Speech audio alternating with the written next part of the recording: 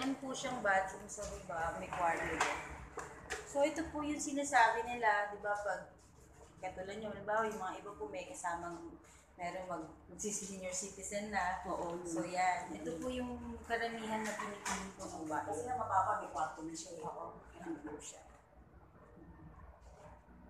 So may 1 bedroom po dito sa baba. Okay. Tsaka okay yung bathroom niya, malaki.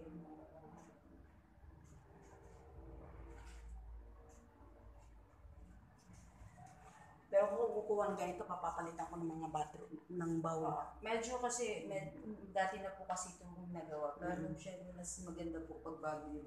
Then, Pwede over sa inyo. hindi pwede mo i-ask na huwag yan ang gamitin. Opo, yung, ako, yung mag-choose ako, anong gusto Yes mo po, ilagay. yes.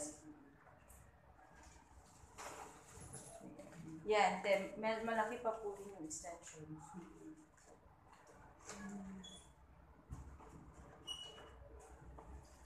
Kasi ang kalan pwede doon sa labas eh. Yes. Usually po, pag mga ganito naman subdivision, yung dirty kitchen nasa labas ano siya. So, kit po tayo sa taas para makita po natin yung mga bedroom sa taas. Yung one toilet bath.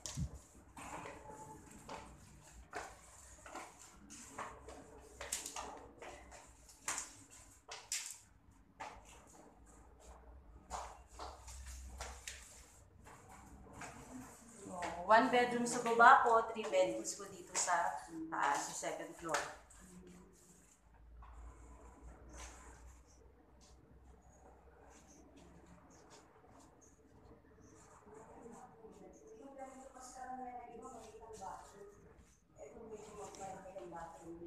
Yes. Yun din po ang nagugustuhan nila dito. Yung bathroom kasi ako pa anong bathroom ang tinitignan ko kagad.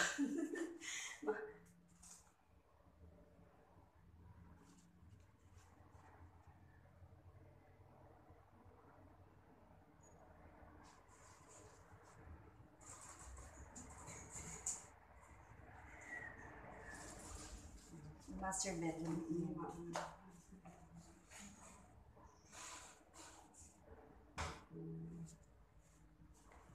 Yan yung terrace deck.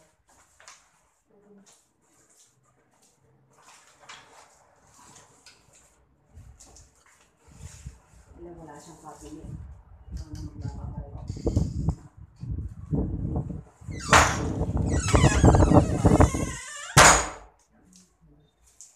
Yan, Era Model House.